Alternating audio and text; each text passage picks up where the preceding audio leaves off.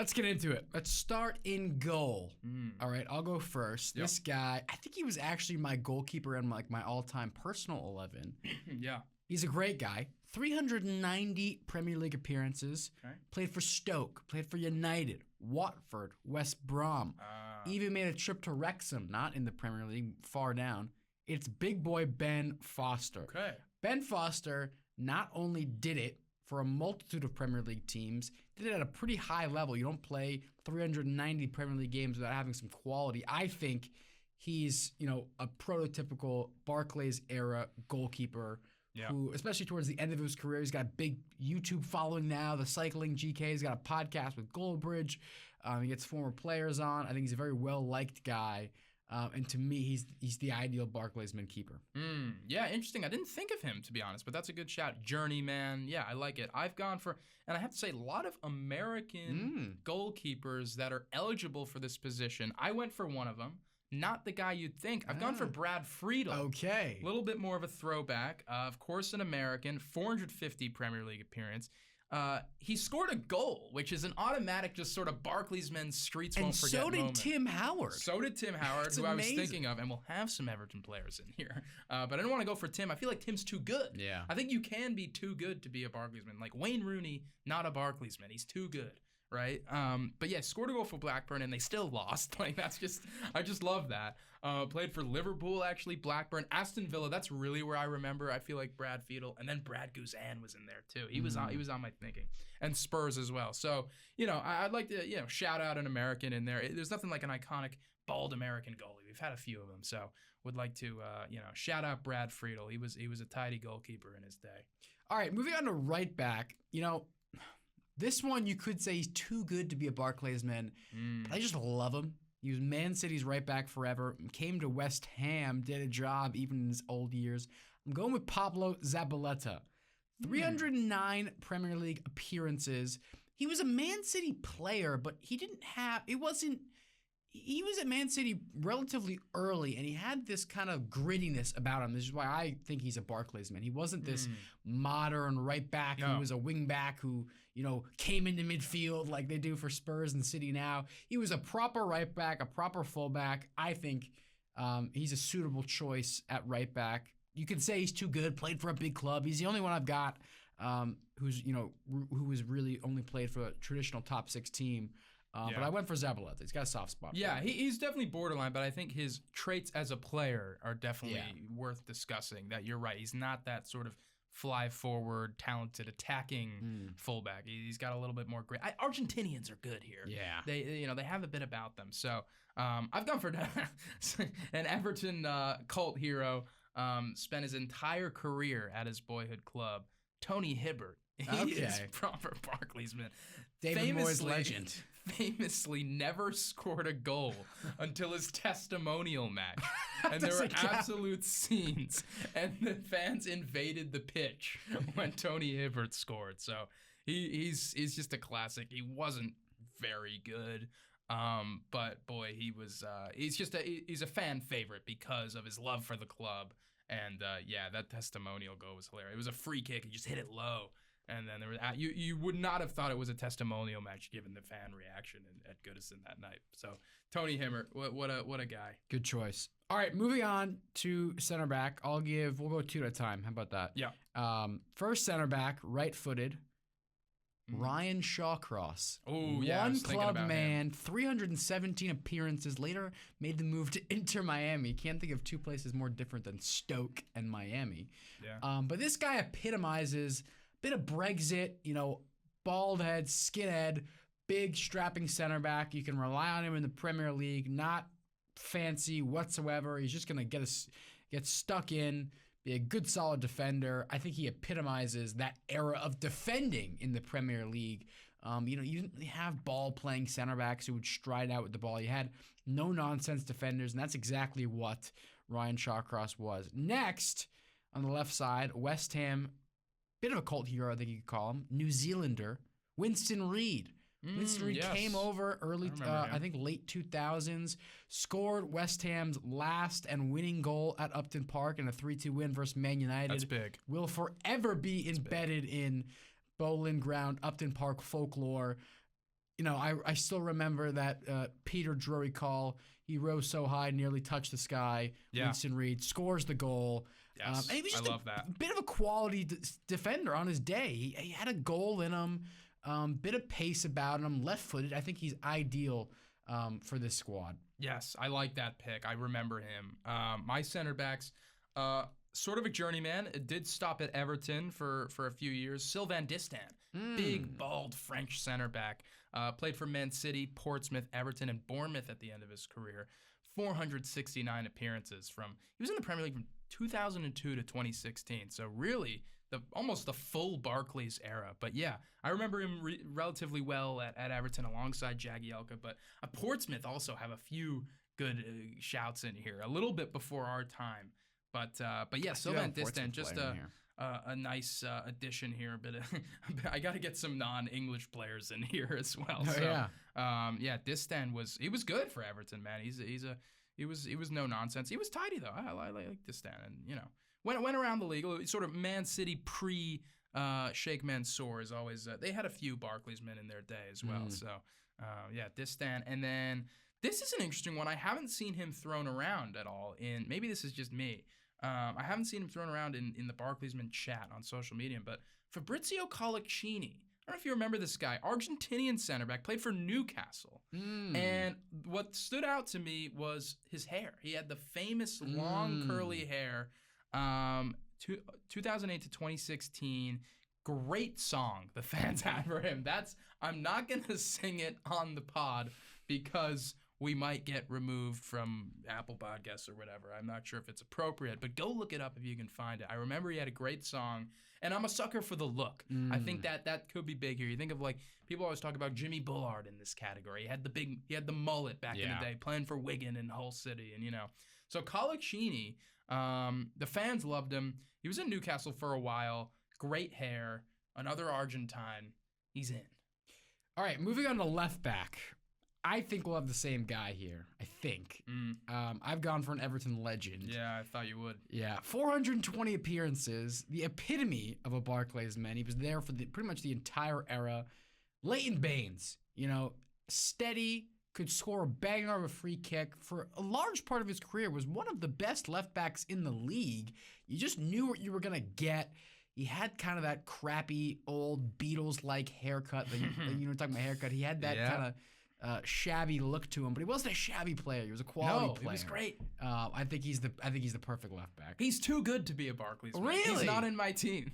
If Ashley Cole isn't alive, Baines is England's left back. Therefore, he's too good. That's my. But Ashley Cole is alive. I know, but Baines would have been the guy. I don't know. I thought it was too obvious. I love Leighton Baines. He's a legend. A lot of people have him here. Left back is also tough. I couldn't find many. But I didn't go for Baines. I just thought he was too good. I didn't want to limit him to just Barclaysman category. He was an outstanding player. I think he was the second best left back to Ashley Cole in the league for a while. And I think he would have played so much more for England if it wasn't for Ashley Cole's fitness and reliability and just outstanding qualities. So I actually went for a Liverpool player, John Arne Riise, a Norwegian left back, 321 Premier League appearances, 21 goals. I think the being of Scandinavian descent helps you here. It's a hard-nosed sort of vibe often about these guys. So yeah, I don't know. I was tempted by Baines. I wanted to go for something a little more obscure. He is an Everton legend. I feel like I think there's a difference between club legend and cult hero. And Baines is right on the border because he didn't win anything at Everton. But he was a fan favorite and we loved him. And he's a legend for me because I've never seen Everton lift a trophy. But, a little bit gray area there with the Barclaysmen. Can you be, club legend, Premier League Hall of Fame maybe even, and in this category? We don't know. True. But Arne Riise he's I don't know. He's an interesting sort of character, but more of a hard-nosed sort of looking guy that I wanted to get in here, toughen up the back line. All right, let's get into midfield. I've got two central midfielders. Can't say there's a lot of balance in this midfield. No, me neither. My first one, I guess he's the more defensive. West Ham legend, 414 Premier League appearances. It's Mark Noble, and I'll give you some lore here. You want to talk about lore? Yeah. FA Cup 2015, last season of the Barclays. Ander Herrera was messing about on the pitch. Yeah. Mark Noble bear hugs him, picks him up and drops him off on the side of the touchline. And that was just Mark Noble personified. Just loved a bit of banter. One of the best penalty takers in the league, Mr. West Ham. He's in my team. Easy pick. Was with us throughout the Premier League Barclays era. He's easy. Okay.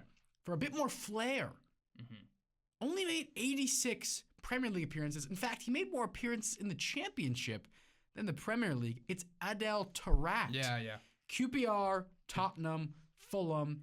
Doesn't actually have the best numbers, but if you watch the you could put a highlight reel together of this guy of flicks and turns and passes and just utter brilliance with flair. Not so much by the end product.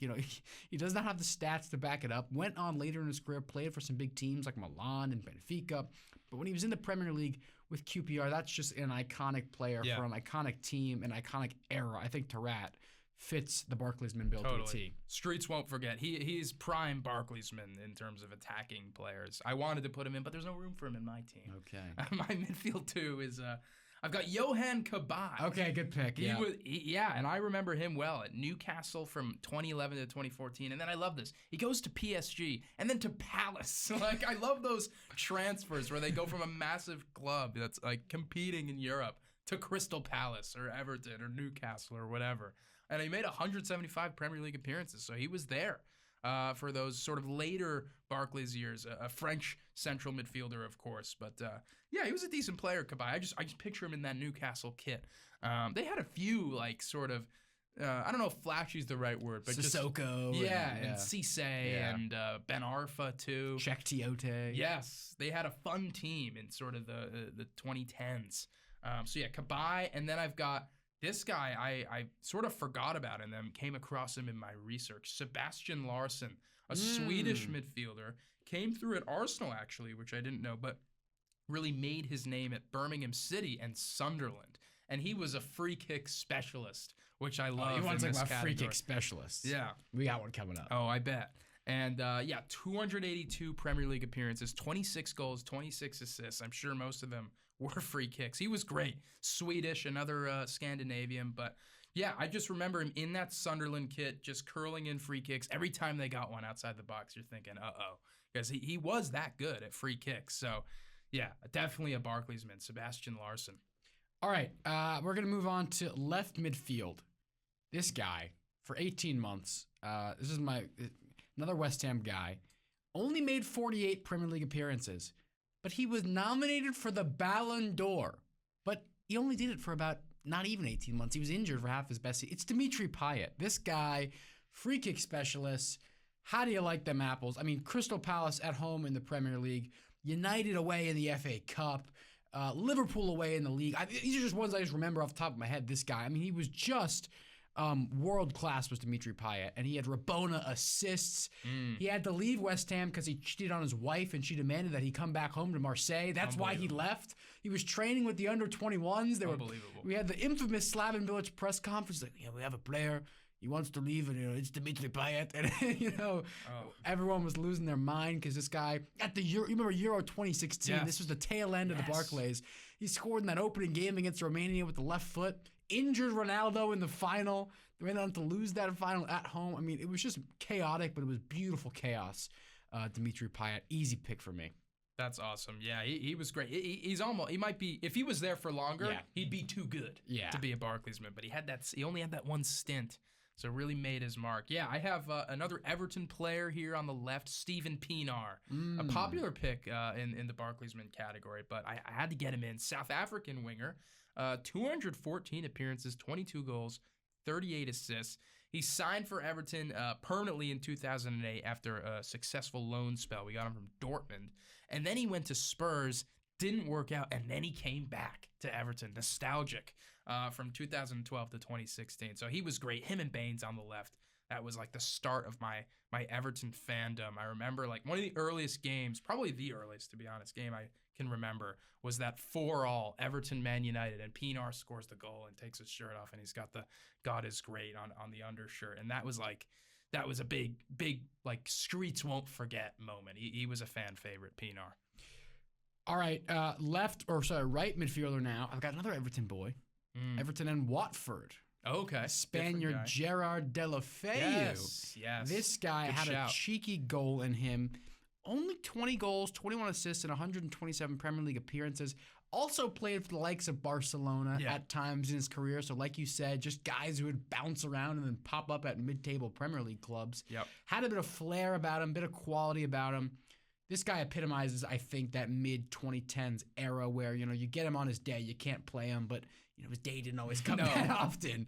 Yes. So he's in my right midfield. Him and Payet, I think, can man the flanks pretty well. That's a great shout. I was thinking about him too, but I had another man in instead, who was at Everton, but really was in his prime Barclays era at Spurs. Aaron Lennon. That's a good pick. Just a get it to the byline and cross guy. He was quick. He was shifty. But he wasn't great at Everton. It was sort of the latter half of his career, but he made a lot of Premier League appearances.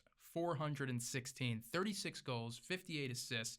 Just a classic winger in that Barclays era. English. Spurs had have a few Barclaysmen in that era, that Harry Redknapp sort of era. He's probably the Barclaysman manager, right, or one of, I would say. So yeah, Aaron Lennon for me, a classic English winger. But sort of reminds me of, in terms of like build and the way he moves, of Sterling a little bit. His arms are kind of fluttering T-Rex around, arms. and he's got a trick up his sleeve, but he's quick, gets you the odd goal. So yeah, Aaron Lennon for me on the right with Steven Pienaar on the left. What a team! All right, last but not least, the two strikers. This strike duo would cause havoc. Okay. All right, first up, another ex-West Ham, but he was a Barclays man at Stoke. Marko Arnautovic, just a bastard to play against. But on his day, he was quick. He was ruthless. He was a baller.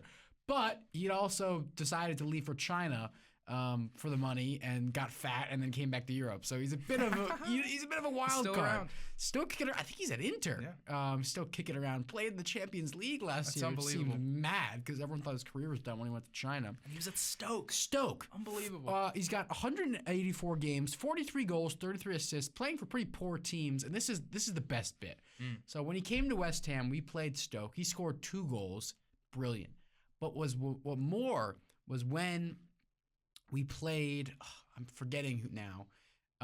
Who was the Stoke manager at the time? Tony Pulis? No, it was great. Mark Hughes. Yes, Mark Hughes went on to manage someone else. So it wasn't even Arnautovic scored against Stoke. He scored against a team Mark Hughes was managing. He scores, points his finger, runs towards the touchline, and gets almost up in his face. That was just him personified. He was a nut job, but quality.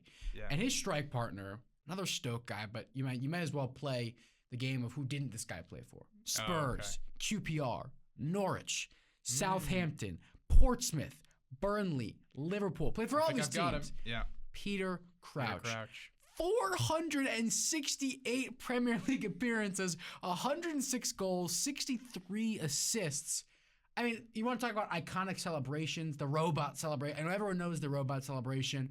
Notoriously, a funny guy. He's got a great podcast nowadays. He's getting the royalty on. Seems like a great character. I think he epitomizes what the Barclaysmen are all about. Him and Arnautovic up top. I mean, that is, a tough duo. Big guy, small guy, quick and slow, hold up play and finishing. You got it all there. Those two round out my 11. I like it. I have a very different front too.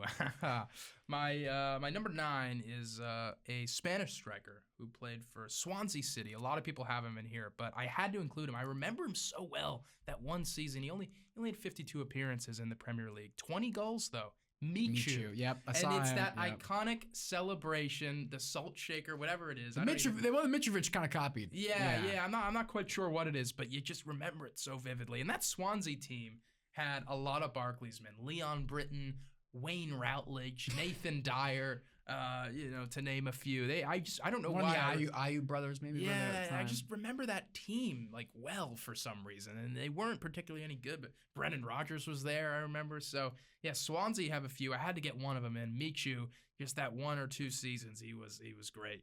And then in behind, a second striker who I haven't seen this name thrown around. He should be thrown around. An Everton sort of fan hero, Stephen Naismith. My dad and I used to hate this guy because we thought it was crap. But he scored 20 goals in 116 appearances, and he always scored against Chelsea every time, including a hat trick against Mourinho's Chelsea in 2015. The streets won't forget it. I forgot it. Wow. It was, and I think it was a perfect hat trick. I think he went left foot, right foot header. Wow. It was just outstanding.